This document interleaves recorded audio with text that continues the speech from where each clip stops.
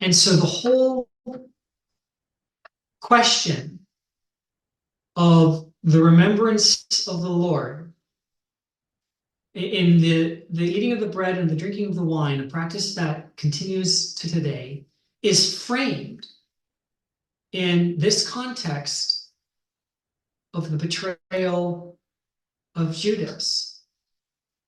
And it's, it says in the psalm, mine own familiar friend hath lifted up his heel against me. And it's remarkable to me that the Lord Jesus would allow himself to develop a friendship with someone he knew was going to betray him. Because the natural instinct of the human heart is to preserve oneself against pain. So why would you intentionally get close to someone you knew was going to do that? But that was the path that the Lord chose through this world. And at this particular time, he was feeling the sting of that. And so that's one of the layers of what he's experiencing here. And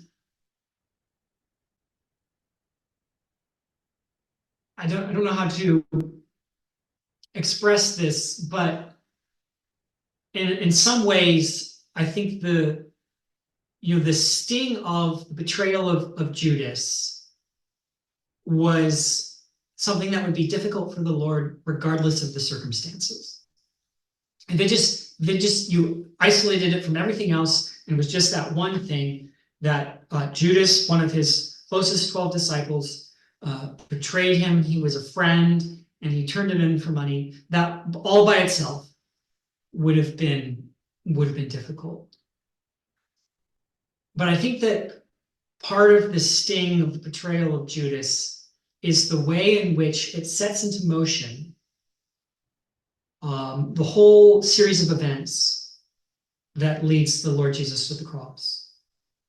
And in that way, the betrayal of Judas is sort of representative of all of his other martyrdom sufferings that he goes through on the way to the cross. And the prospect that he's going to face those is something that is weighing on his soul and is causing his spirit at this very moment to be troubled.